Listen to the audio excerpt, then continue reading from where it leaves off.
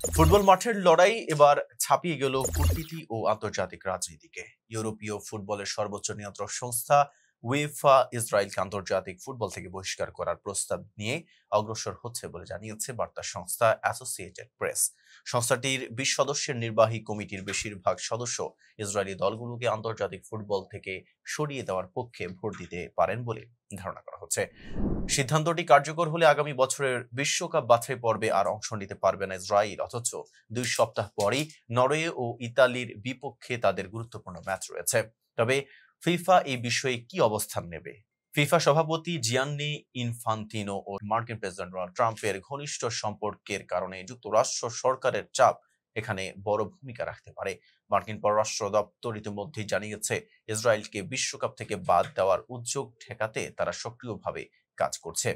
এর আগে ২০২২ সালে ইউক্রেনে আগ্রাসনের পর রাশিয়াকে সব আন্তর্জাতিক সহযোগিতা থেকে সরিয়ে দিয়েছিল উয়েফা ও ফিফা। অনেকেই মনে করছেন, গাজায় চলমান মানবিক বিপর্যয়ের প্রেক্ষাপটে ইসরায়েলের বিরুদ্ধেও একই পদক্ষেপ নেওয়া উচিত। স্পেনের প্রধানমন্ত্রী পেদ্রো সানচেজ প্রকাশ্যে বলেছেন, রাশিয়ার মতো ইসরায়েলকেও আন্তর্জাতিক ক্রীড়া থেকে নিষিদ্ধ করা উচিত। এদিকে উয়েফার সাম্প্রতিক ম্যাচগুলোতেও গাজা ইস্যু সরব হয়ে উঠেছে। সুপার কাপে স্টপ কিলিং চিলড্রেন ও স্টপ কিলিং সিভিলিয়ান্স লেখা ব্যানারে মাঠে দেখা গেছে। চ্যাম্পিয়ন্স লিগের ফাইনালে পিএসজি সমর্থকরা তুলেছিলেন স্টপ জেনোসাইড ইন গাজা লেখা ব্যানার। গ্রিসে ইউরোপা লিগের ম্যাচেও মাকাবি তেল আবিবের বিপক্ষে গ্রিক সমর্থকরা স্টপ জেনোসাইড লেখা প্লেকার্ড প্রদর্শন করেছেন।